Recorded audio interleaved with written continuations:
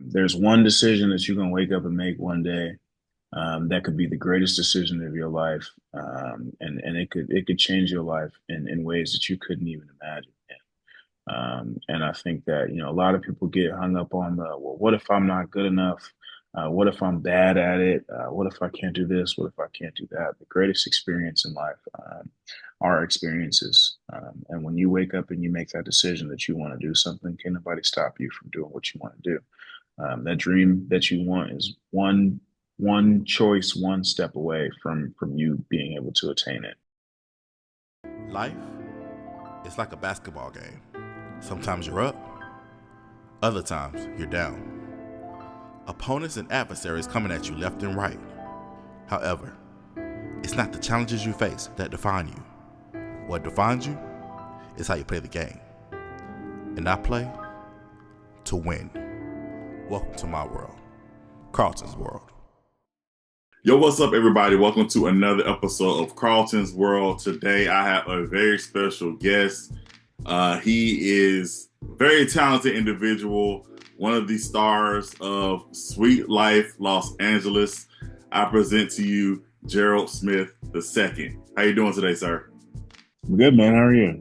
I'm doing good, man. I'm doing good. Thank you so much for taking the time out of your very busy schedule. Man, when I tell y'all this man is busy, like I follow him on Instagram, and like he is everywhere, all day, every day, always doing something. So I definitely appreciate you taking the time out your schedule to talk with me today. Of course, man. Of course. Happy to. No problem. I appreciate it, man. Thanks again. All right, so let's get started. Jerrold, you play sports, you play basketball, Mhm. and you went to UCLA. Yeah. So I want you to talk about that. Talk about playing, because again, now that's not a small thing. UCLA is a huge school. Talk about your experience playing basketball for UCLA. Oh man. I could do that for hours. Yeah, So I well, we don't got know. time. I We don't got time know. this time. So I don't know that we have that much time, but that's one of those experiences, man, where it's like you look back and you really wish you could just relive it at least 30 times over. It was the experience of a lifetime, for lack of better words, man. There's to be one of about 15 guys every year that gets to be able to put that jersey on, and Mhm. that's not a regular jersey. Like, you got the history, the legacy behind that jersey. Me being an LA kid, and being able to put on a jersey that says Los Angeles on it, just one level shy from the Lakers, man. Right. It's amazing. For as an athlete, as a basketball player, that was obviously the height of my career, because I didn't play professionally after college. But that was an experience like no other, man. I really don't know how to explain it, to be able to be on such a historic campus, a part of such a historic program, to kind of see years of hard work pay off in that way. For me to be able to have the opportunity to do that, it was an experience of a lifetime. Were you always that kid that was like bouncing the ball like around the house and everything? No, because my parents didn't play that. No, it was we definitely was not a bouncing the ball in the house household. But I did have a basketball court out in our backyard that I would go shoot at most days. My parents did an amazing job of making sure that, for the things that my sister and I were interested in, we had everything that we could have asked for, to be able to take advantage of that. So, like I said, I had a basketball court outside the house. My dad would take me to train with basketball coaches 3, 4 nights a week. He'd get off work and then we'd go to practice. And being an adult now, it's kind of crazy. I understand, like, having to get off work and take your kid to practice, because when I get off work, I can't imagine going anywhere but home to my bed. Yeah. And it makes me even more grateful to have had parents that invested in my hobbies and my dreams and my goals in that way. I think it's so cool because I've had this conversation with my parents, like thinking like I'm 39, and so thinking about looking back at what my parents was doing at 39 years old, it's just like y'all were doing a lot.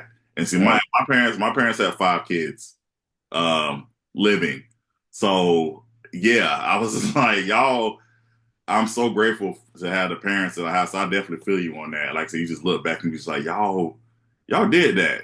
You No know? doubt. Yeah, absolutely. I have this conversation with them pretty often, because my parents like to joke, whenever I do something successful, or something cool.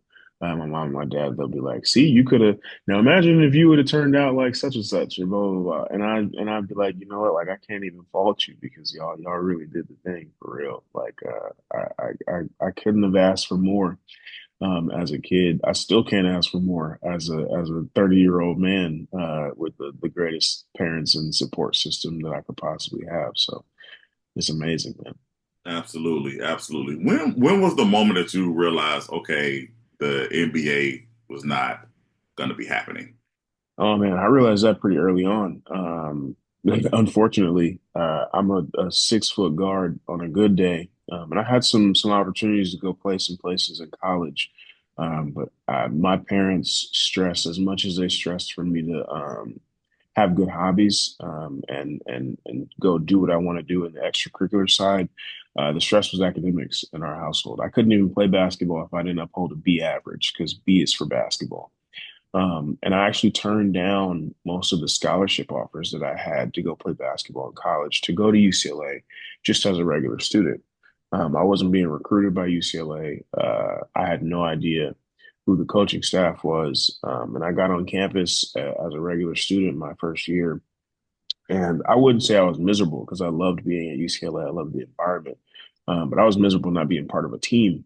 Hmm. So I did everything that I possibly could, within my power, to go and convince the basketball coaches that I needed to be one of those 15 guys. And thankfully, I don't know what I said, but thankfully they listened to me.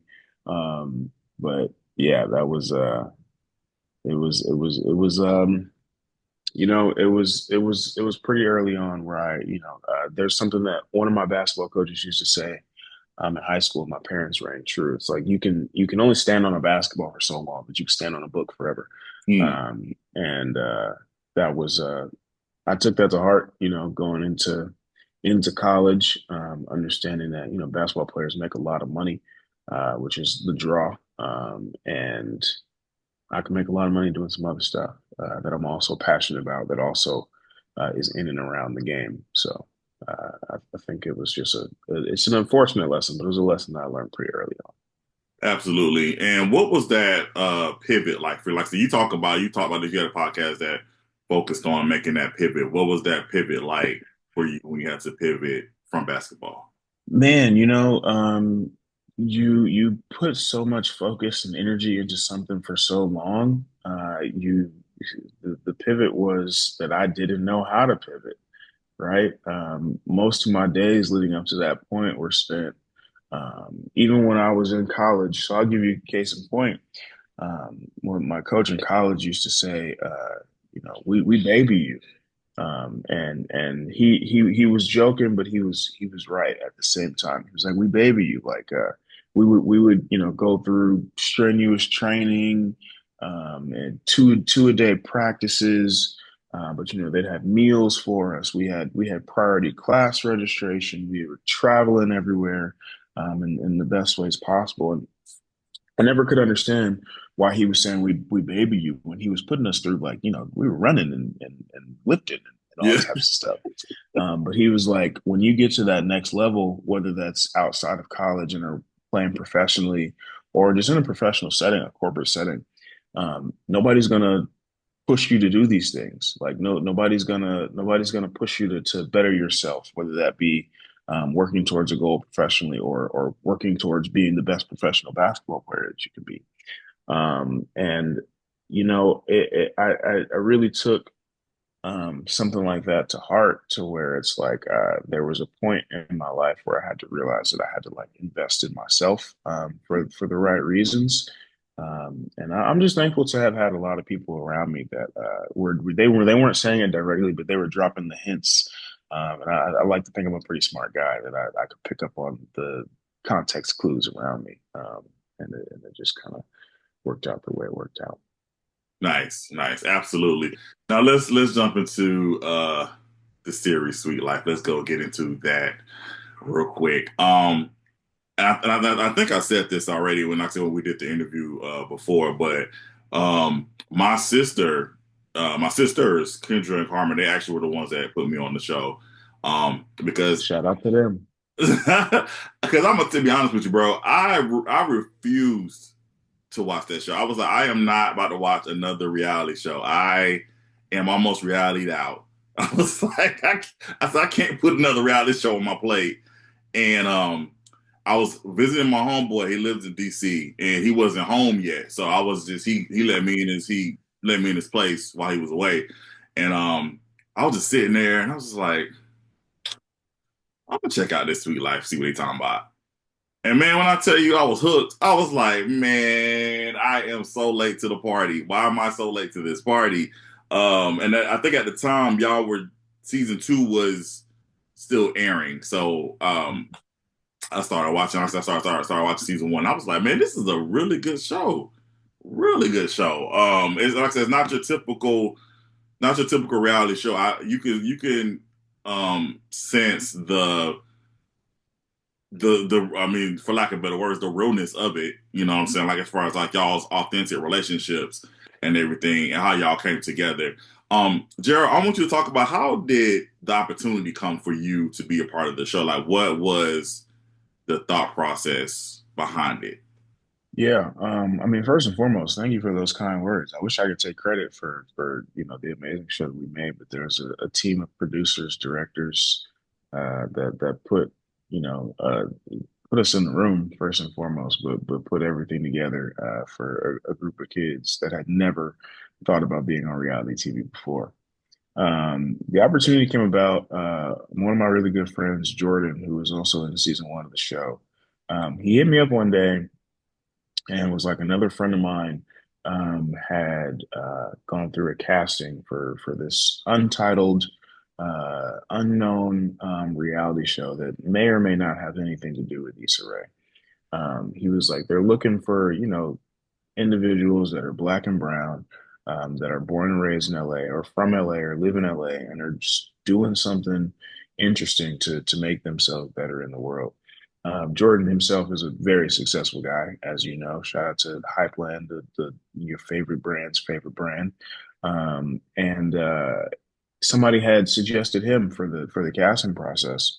And I think they were just kind of, they were searching around for a group of folks that it didn't that so that it wouldn't feel like they were, forcing people to be friends on screen. So Jordan went through the casting process, and at the end of the casting meetings with the casting directors, they would ask us, "Do you have anybody else who you think might be interesting, who you think might be good to highlight on a show like this about young black people just out here trying to make something of themselves in the world?" And Jordan suggested me, and I was thankful for him for that. And I went through the casting process. Then I suggested a group of other folks, and Pjae, who I've known Pjae's cousin, Eric, since I was in kindergarten. I suggested Pjae's cousin Eric. He ended up not being casted. And just in my entire group of friends, like people that I grew up with, hang out with on a daily basis, because everybody that I hang out with is doing something. Mhm. And some people made the cut, some people didn't, but that's pretty much it. Nice. And your fiance Cheryl, she's was also on the show. Um, Hmm. what was like that like filming together? Because when reality TV, they say that's the doom of couples. That's what they Yeah. say. We're not speaking that at all. But like, what was that process like for you all filming together? Yeah, I mean, you're not wrong. When I first set out to do this, everybody that everybody that I told that me and Cheryl and I were doing it together, they were like, "Be careful on a reality TV, man, because that'll make or break a couple that doesn't know what they're doing." And thankfully, me and Cheryl are so locked in, man, that it only made us stronger as a couple. We when the opportunity first came about, Cheryl didn't want to do it. Mm, She's not a in front of the camera type person, for lack of better words. She's beautiful, so she loves to take pictures, I'll say. But she's not a reality TV in front of the camera type person. And it took some convincing. One, because I told her I didn't really want to do it without her. If I was going to be able to tell an authentic story about myself and where I wanted to go and who I was, she's a huge part of that and will always be a huge part of that, obviously. But two, just understanding the opportunity we had in front of us. She is a business owner, being able to put herself on that platform. She's an amazing person. You talk about trying to cast a group of individuals that are doing special things, that are special people, that are from this great city of Los Angeles. Obviously, I'm gonna put her at the top of the list, 10 out of 10 times every single time. Otherwise, I wouldn't choose to spend the rest of my life with her. Mhm. But it was great for our relationship, because sometimes you get so wrapped up in the relationship itself, and we've been very good at tuning out anybody else's chatter outside of our relationship. But it was fun to see some people's opinions and thoughts on kind of how we operate as a couple, um, kind of how we got to where we were and how they kind of saw our relationship change on screen.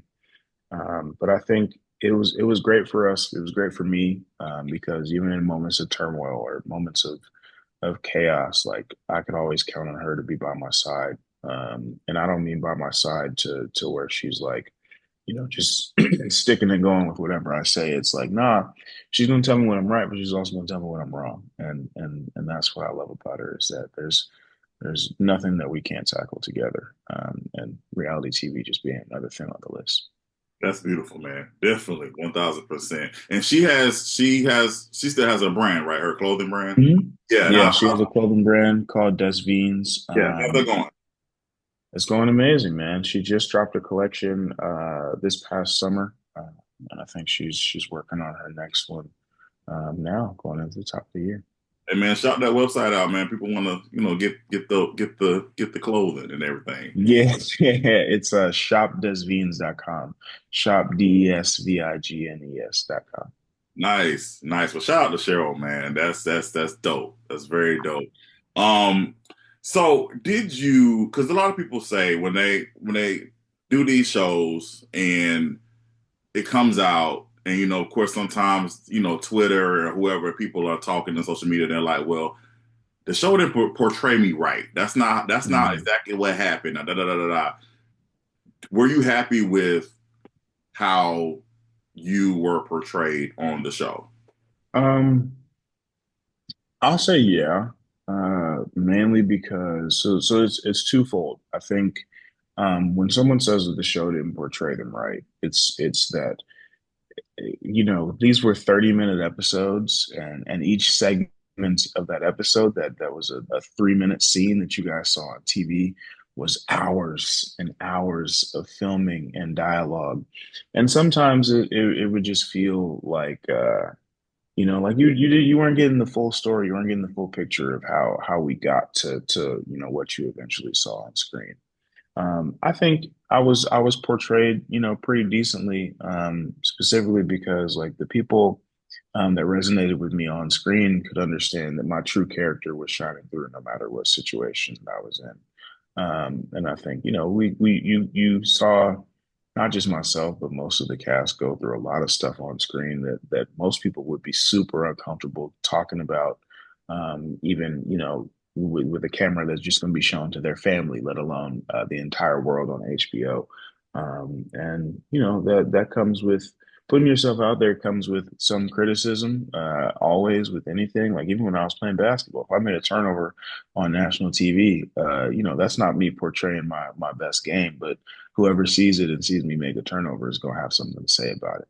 Mhm. And I think, that it kind of comes with the territory is you just put your best foot forward in a situation like this and hope that the ones that can really see your heart will see your heart at the end of the day.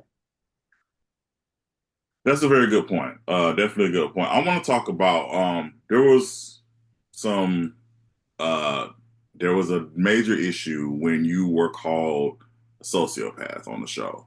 Hmm. That was some contention there. And of course it was resolved.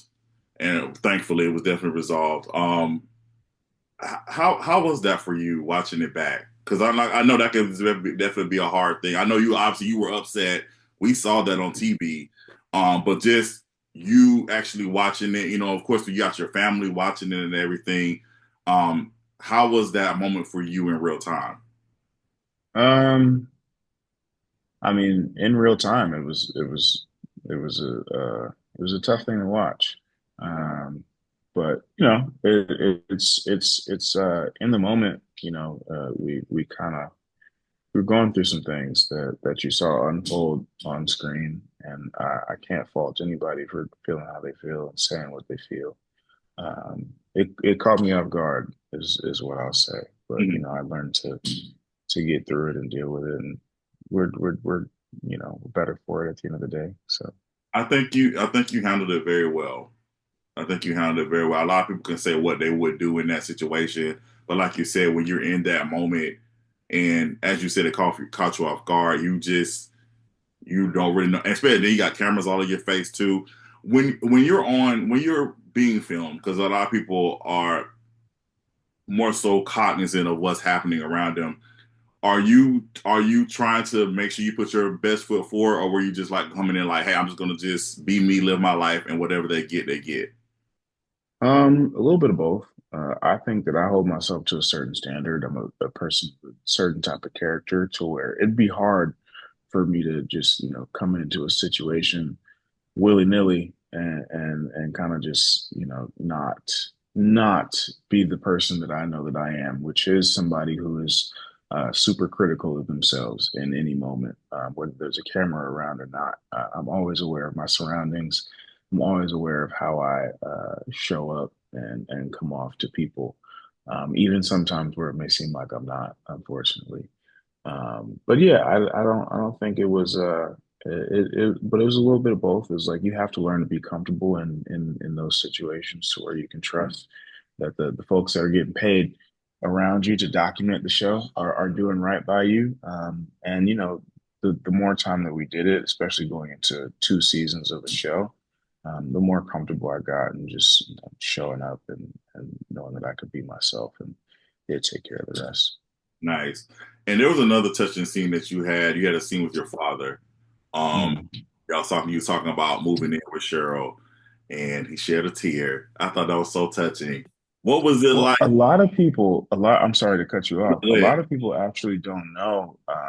There was a lot more, like, so you talk about the not being able to see everything that was going on. We weren't talking about Cheryl for that entire scene. The entire time we were sitting um, in my parents' backyard. Like, We spent a good amount of time talking about Cheryl, yes, but my dad had a very great relationship with his mom, my grandma, who passed in 2018.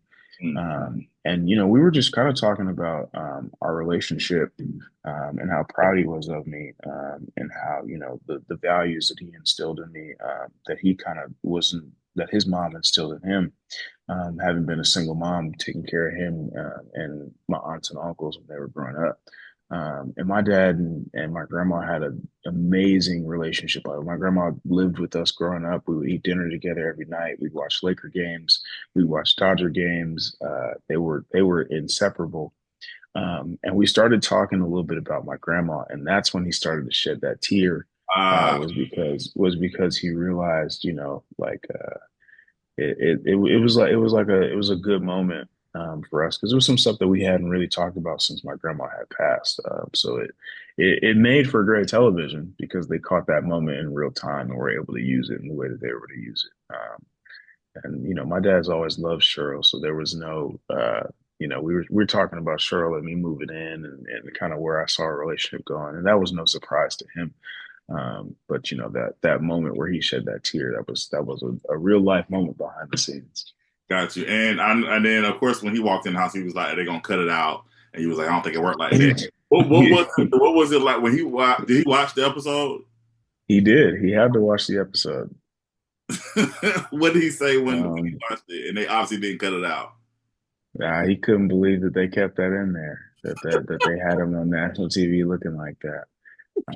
But no, he was the same thing that I just told you. He spent probably months after the fact telling everybody, I was talking about my mom. I was talking about my mom, because he's my dad is a guy's guy. He never never want anybody to see him cry. Well, like I said, it was a good moment, and thank you for explaining what really happened. But like I said, it was just another great moment. Just again to see a father and son bonding like that on national television, two black men bonding and really just being open with each other. I think that's a beautiful thing to see for sure. So unfortunately, the show ended, and we saw that you proposed to Cheryl at the end of season two. When you got the news that the show was not coming back, let's talk about that because, like I said, of course, the fans were definitely disappointed that the show ended up getting canceled. What was that like for you? I mean, obviously you don't have a job anymore. I mean, that's sad. But like just emotionally, like it's like I know for me, I'd be like, dang, I have more story that I want to share with people. And I know, especially for you, again, you guys had just gotten engaged as well. So I'm sure you would have liked for us to see like life as an engaged couple. So what was that moment like for you when you found out the show wasn't coming back? Well, first and foremost, don't get twisted. I still had a job. It, I'm okay. Let I me wasn't. clarify I wasn't. that. That I'm gonna keep a job. oh no, I feel it. I feel it. That particular job you no longer Yeah, have. yeah. I mean, it's one of those things where it keeps you humble for real, man, because it's like the as easy as these opportunities can come on your plate, just as easy as they can go away. Right. And the feeling was, for me, grappling with whether I thought that I had taken full advantage of the opportunity that I had in front of me while it was in front of me. I think I did a pretty good job of it because, I mean, shit, I'm on your podcast right now. We still talking about Sweet Life, and Sweet Life's been done for 2 years, which is amazing. But I think, yeah, it was a tough moment because, it was for me as an opportunity of a lifetime, and not the only opportunity of a lifetime, but at that time, the opportunity of a lifetime. Um, and it was tough, like you said, because there was so much more story that we had to tell for sure. Like obviously, Cheryl and I's relationship was such a big touch point for us on the show. Our relationship at that moment where you saw it at the end of season two, was about to take a whole nother step, go into a whole nother level, which in real life, and which would have been great to see on TV, I think, because a lot of people my age don't really get to see that sort of representation, especially in reality TV. I don't know a lot of people my age that are getting married, to be completely honest with you. And that's no shade to anybody. I haven't seen a lot of it. So I think that would have been great to see unfold on screen. I mean, I know a bunch of my other castmates had a bunch of stuff that they were getting into, like folks were starting businesses. We were talking about, some people were talking about having kids, and there was just a lot of more conversation to have that would have been helpful for the folks in our community that look like us, that come from the same place we come from, to hear about. But things happen for a reason. Things Yeah. happen for a reason. Yeah. How's the wedding planning going for you guys? It's good, man. It's good. We were engaged, or have been engaged for a bit longer than most. We, decided to go the route of doing the house thing before investing in a wedding. Mhm. And we got that all squared away. So now we're all set. We'll be getting married top of next year. Nice, nice. Congratulations on that, man. That's nice for sure. Thank you. I appreciate you. I No appreciate problem. you. You know what I would like to see? I cause y'all vacations were amazing on the show. Mhm. I think what would be dope is like y'all, and then like I said again, it could be like a 4 episode, 6 episode. I think it'll be dope just to have like a reunion of sorts, and y'all actually go on another trip, and that actually be the catch up or something like that. I think that would be dope. Like I said, just kind of just see where everybody is, and then I have everybody in one central location, and just see what happens. I think that would be kind of a good kind of a good, not necessarily a wrap up, but again, like I said, like a reunion thing. Like, okay, what's everybody doing now? So I think Yeah. that would be kind of Hey dope. man, I'm always down to take a trip. So as long as you get somebody to fund it, we could do it. Whoever's listening, as long as we get somebody to fund it, I'll be there. That's what's up. Now I do have a question about the trip. So again, because it was obviously more people than the main cast. So like y'all literally knew all those people. Like I'm not you specifically, but just like the whole group. That was all y'all's people. Yeah, yeah, Whew, that's a lot of folk. 1000%, 1000%. I mean, the first trip that you saw us take, that was more. That was a lot more people than the second trip. And I would say that first trip was I loved that first trip, man, that we took season one. That was such a good trip. That house that we stayed in was amazing. Crazy. Um, yeah, and I think it did a really good job of just showing the amount of love that we had around us outside of just the people that you saw on the show.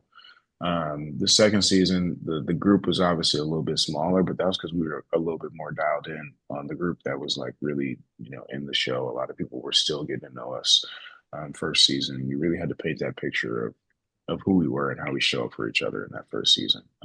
But yeah, all them people are the homies. Uh, Nice, nice. Me and my sister had talked about this. I was like, whew, that's. I know my social battery to be like depleted after all of that. But again, you're on TV, so you mean being requested, you still gotta yeah, participate and stuff and everything. But I just know in real life, like I'd be like, all right, I'm gonna go lay down for a second because it's a lot of folk. I've been going yeah. on trips with six people, and I'd be like, I need to take a break. No, you're not wrong. You're not wrong at all. You're not wrong at all. Is there do you still talk to people to the castmates of the show, like everybody? Yeah, all the time. Actually, just saw most of them this past weekend. Cheryl turned 30. I Happy threw her a birthday to party her. for her 30th birthday. And then another one of our friends that was in the group that was in Mexico turned 30, and I Okay. saw everybody at her birthday party. We all got a lot of stuff going on in life, but we make sure to check in with each other when we can. Nice, nice. Now speaking of afterwards, you have this podcast, Life Got Hands. Hmm. I'm definitely an avid watcher and viewer. How did that come about? Well, I talked a little bit about making sure that, after the show got canceled, that I was taking full advantage of the opportunity that was in front of me. And when that opportunity went away, it's about like, okay, how can I pivot and take advantage of everything that the opportunity gave me? And that's, being able to build the audience that we're able to build for Sweet Life. You don't just want that to go away. You want to be able to retain that in some way, shape, or form as we possibly could. And then also, to everything that you saw on screen, like, some of it was sweet, some of it wasn't, but, life not sweet. Like life really be throwing punches, throwing blows at you on a daily basis. Like just because, we were taking trips and stuff like that doesn't mean that there was, we were filming season two and, PJ's aunt, who he was really close to, passed in the middle of us filming. He got to show up on screen and talk about that with his family. That was a tough moment for him. And it was more so, trying to show the audience that, we're real people. At the end of the day, being able to talk about some real issues in the ways that we were able to on screen, but just in a new medium with the podcast. Doing it with my friends, Pjae and Kofi, who were also on the show, um, just finding new ways for us to be involved and work with each other after having Sweet Life not be on the air anymore. Got you. And what's going? Well, shout out to PJ and Kofi for sure. What's going on with the pod? Because guy ain't Yeah, dropped in a while. So, so we wrapped our first season of the pod, and you talk about me being all over the place. It's mainly my fault because I've been traveling a lot for work, so I haven't had a lot of time to film some new episodes. But top of the year, we'll be back with some new episodes, some great guests, So it's coming. I promise. I promise. That's my bad. I promise. Well, thank you for that. And I said the next time I am in LA, I would definitely love to come sit in the audience and definitely with. I enjoy the pod. I enjoy again just like the show with this podcast. You can sense the authenticity of y'all's relationship as you guys are talking. It's hilarious. Again, it's very informational and it's relatable. So, like I said, I really enjoy when y'all do put out new episodes of the pod. So, we're definitely looking Yeah, I forward to appreciate that you. here. No problem. No problem. All right. So I want to we want to get to know you a little bit more. We got a little bit more time. With you being an LA kid, I have to get your opinion on Kendrick Lamar's latest project, So I want to hear your thoughts on what you talk about GNX and when he first dropped it and everything. What's your thought process on it? Man, it's a beautiful time to be from LA. Kendrick and Mustard, I'll say, but Kendrick with this album, he's putting the city on his back. And I'm a fan, man. I don't think we've ever seen Kendrick talk his shit in the way that he's talking his shit. It's amazing. I love it. It's on repeat for me. I listen to it probably every single day in the car on my way to work. Um, it's just a great body of work, man. I think obviously I'm biased. I relate to it a little bit more being from LA and hearing some of the stuff that he talks about, the experiences. And stuff like that. But I think just if you're a fan of music, like we're whether or not you're on Team Kendrick, whether or not you're on Team Drake during that whole beef, like is just it's an amazing time to be a fan of music, man. These artists are putting out insane bodies of work. And yeah, they're taking some jabs at each other, but this is some of the best work that they've ever put out in their careers, and I'm just happy to be around in this time period to be able to experience it. Nice. What's your favorite track or tracks on the Um, Favorite tracks. I like TV off just because it gets me in that mode. It's loud. It's ratchet. It's LA. I'm a sucker for a mustard beat. And then I like Luther. If This World Were Mine is the sample on Luther, and that's one of my favorite songs in the entire world. My aunt actually recorded that song with Luther Vandross, Cheryl Lynn. Hmm. So I've been listening to that song since I was born. It's one of my favorite songs ever. So anything with a "If This World Were Mine" sample, you got me hooked immediately. Just a side question. Are you related to Will Smith? No. Okay. I know you're like, where the hell that come from? I'm asking because I know when I first watched the show and I told Kendra, I said, Kendra, he looked like Jaden a little bit. And I was like, No. I said, if I ever talk to him, I'm gonna ask him if he's related to the Smiths. So I did work for Will and Jada for 5 years though. I worked at their production company, Westbrook Inc. It was my second job out of college, and they're an amazing family, amazing people. And I did get that question a lot when I worked with them, and I would send emails, and they'd be like, "Oh, are you related to?" I was like, "Nah, just good last name, good last name." but this is honestly, bro, this is before I even found out what your last name was. It was just I saw you on the screen. I was like, he looks like Jaden a little bit. And I was like, I wonder if Oh he wow. so but yeah, just off brand question. Anyway, what are you watching on television right now? Like what show are you watching? Or what shows are you into? One of my favorite shows on TV right now is Shrinking.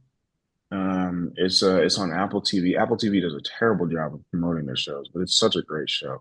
It's a show about a group of therapists and kind of dealing with not just the problems of their patients, but their everyday problems. Because who therapizes the therapist, right? Like therapists go through stuff too. And just looking at it through a lens of the world through a lens of self-help, it's a extremely funny show. So I love that one. What else am I watching right now? Abbott Elementary, obviously, like the rest of the world. Um, there was some show that Cheryl just started watching last night that I was pretending not to pay attention to, but was really hooked into. I can't remember what it's called. I think it's called La Palma, Okay. on Netflix or something like that. It's about like a tsunami, a natural disaster, and the main characters are trying to survive that. Um, I mean, I'm the wrong person to ask this, man, because if I watch everything, as long as it comes highly recommended, I watch it. Have you watched Cross Same yet? thing. What do you say? Watched Cross yet? Cross. I haven't watched Cross yet, but it's on my list. I was mad. I'm mad. I was supposed to go to the premiere for Cross, and ended up not being able to at the time. But I've been meaning to tap in ever since then, and just haven't had a chance to. When you do, please let me know your thoughts. I'm just gonna say I've heard great things. a show, bro. I'm gonna tell you this. I watched it in 2 days. I was up till 3 o'clock in the morning watching it. That's me. When I find something that I like, I will absolutely stay up until I finish it, and not leave it for another day. Yeah, absolutely. Speaking of pioneers, Issa Rae, what was it like working with her? Because you and PJ, y'all made an appearance in Rap Shit, which sadly Hmm. also got canceled. That also hurt me. Um, Yeah. what was it like working with Issa? I mean, it's exactly that, man. You called her a pioneer for a reason. I think that she does such a great job of looking after our community in ways that nobody has ever asked her to do. And she goes out of her way to be as authentic as possible in the shows that she creates. Just really grateful for the amount of opportunity that she's given me in life, honestly, but the ear that she's lent me since Sweet Life, and for her being that sounding, being kind of a sounding board for someone like me who still hopefully has a lot to do within this industry. I mean, working with her was really cool.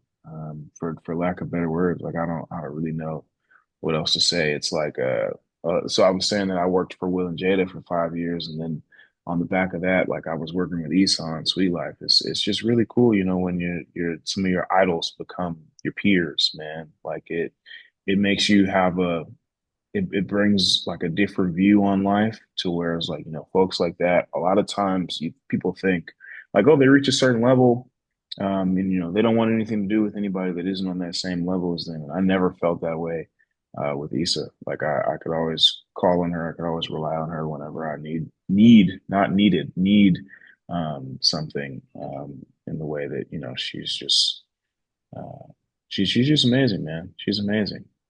That's dope. That's dope. Are you a DC guy? Or are you a Marvel guy? I'm a Marvel guy. I'm a sucker for the big action that is Marvel. Okay, so this is gonna be a two-part question. Are you into X-Men? You like X-Men? Yes. Um, Hesitation. yes, but I haven't watched nearly as much like okay, so I've seen, X-Men, I've seen Wolverine. It's not as appealing to me as Marvel, but that's because Marvel is the big budget, big business. They got the Disney of it all behind them. So I fell into the commercial trap there with that one. Got you. Understood. Okay, because I was gonna ask you about if you had a favorite X-Men, who was it? And then also if you had if you could be a Marvel superhero, which one would you be? But I don't know if you can. Oh man. If I had a favorite X-Men, hmm, I'd probably have to say Professor X, Okay. just because, oh, dang, that's a tough one though.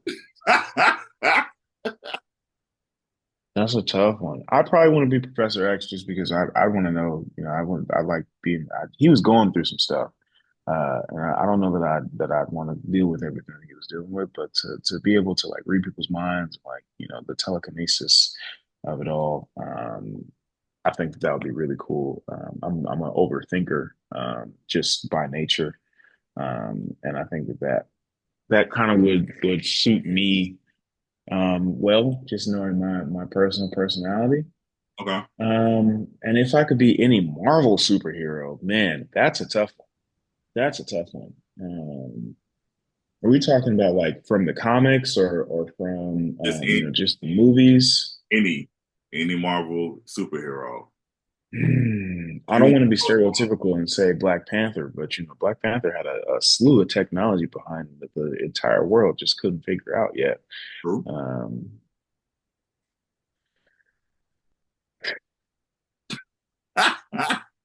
you caught me off guard with this one, man. This is the type of question I'm supposed to get ahead of time so I can be prepared. Um, if not Black Panther, maybe Deadpool. Okay. Obviously, he's immortal in his own way, which I love that. Yeah, if Black Panther or Deadpool, one of Okay. those maybe. Okay. Yeah, and this is why I was like, I wanted to do something different. So let me ask him these little questions again so we can kind of get to know you outside of the show and all that good stuff. What's your favorite food? Grilled cheese. Nice. Nice. I'm a simple man. A good bread, a good cheese, and I'm hooked. Nice. What's your favorite color? What's great? I don't really have a favorite color. I wear a lot of black, but black isn't my favorite color. Um, I'd probably have to say maybe like a shade of blue. Okay. Okay. Yeah. Cool. Now you had this iconic hair. hmm Saw that you like you just we saw you on social media one day, it was just gone. What hmm made you do the big chop? Um, there's a couple of reasons. Okay. One, I am getting married, and I was going back and forth, and mainly my mom kept asking me. She was like, "Are you gonna cut your hair for your wedding?" And I was like, I don't know. Like this is my hair. I'll get married with hair if I want to get married with hair. Then I decided, maybe I'll give it a try. And I cut it, with enough time to where it's like if I wanted to grow it back, I would have enough time to grow it back before my wedding. So that was one reason. Second reason, I actually got paid to do it. If you saw the ad that released on my page after that picture of me showing up without any hair, I did a brand partnership where the brand was like, if you could try anything for 14 days, what would it be? And I had no idea what I looked like without hair, Mm. having had the hair for so long. And I was like, well, in a perfect world, if I could cut my hair and try it for 14 days, and if I didn't like it, go back, I would do that. So that was one of the reasons I got paid to do it for a brand partnership, and that's never bad because it's only hair; it'll grow back. And the third reason, really just a personal reason. Honestly, I got to a point where I had been thinking about, whether or not I wanted to do it for a while. And I really felt like I was holding on to the hair for some of the wrong reasons. Um, Obviously, the hair was a big point of contention among Sweet Life fans as the show was going on, whether you loved it or whether you hated it. And I think there was a point and where I realized that I was holding on to the hair because I felt like it was such an extension of me that I could never cut it because it made people so mad. And I think things like hair, they hold on to they they hold certain power. It holds certain value. And there were just like, some feelings wrapped up in my hair that I was just ready to let go of. Mm. And I just decided one day that I was going to cut it. I didn't tell anybody. I think I told Cheryl, and that was about it. But I didn't tell anybody that I was going to. Cheryl and my barber didn't tell anybody that I was going to do it. And I just did it one day. And from being completely honest with you, I felt and have felt great afterwards. You probably notice I post a lot more haircut pictures now that I've cut my hair. So. How is the content creating going for you, man? 'Cause like I said, I saw this. I like the last thing I saw. You did this awesome. You were in doing multiple things at one time, man. Dope stuff that you're putting out. How is the content creating going for you?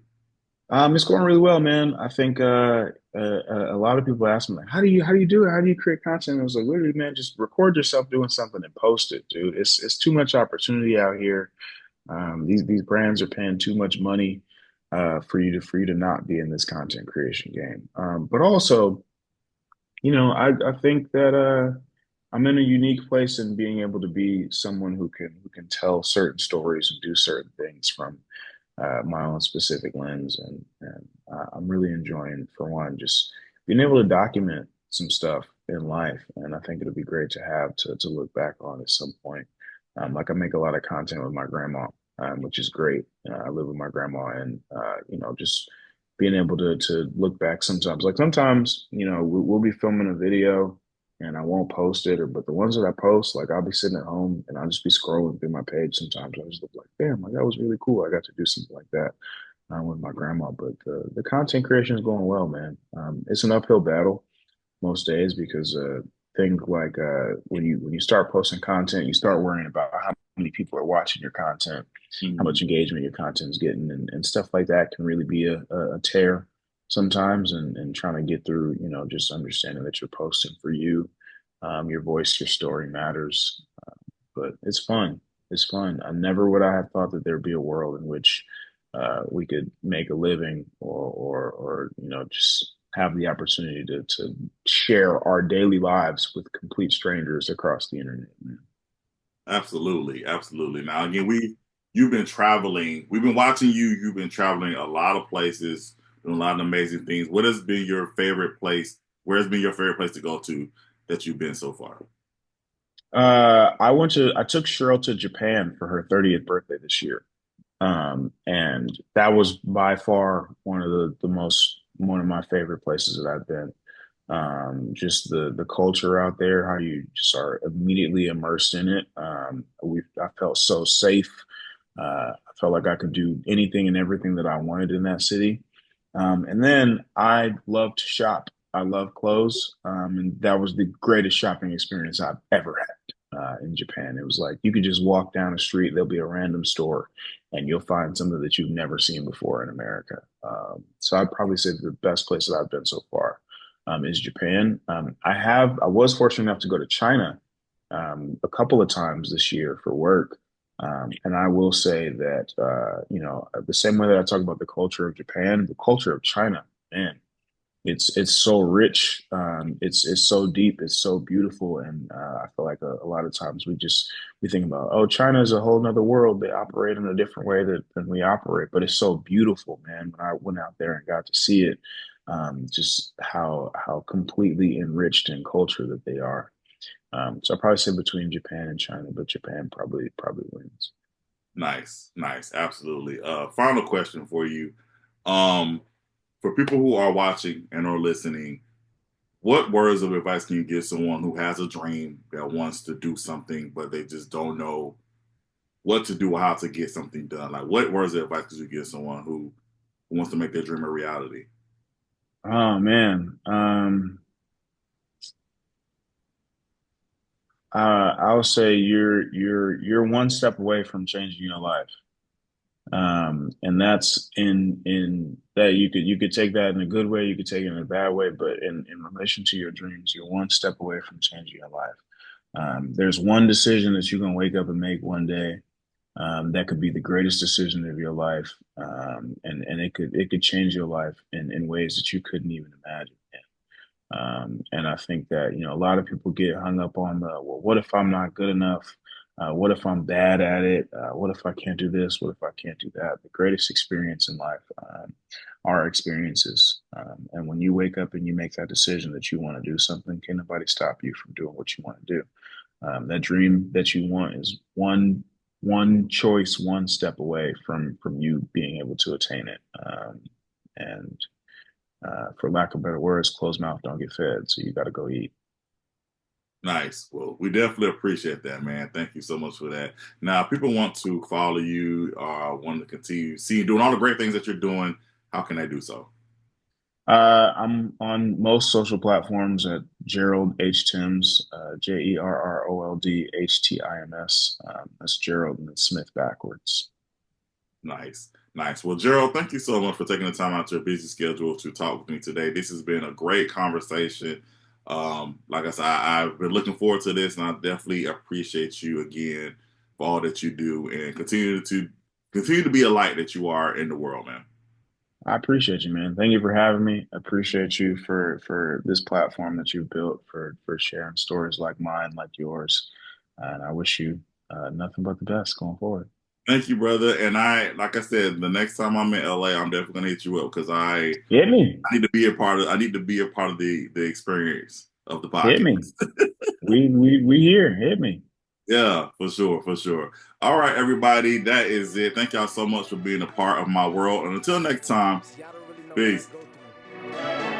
This hustle, this grind, I live this. I am Danny Blaze. Follow me on this journey.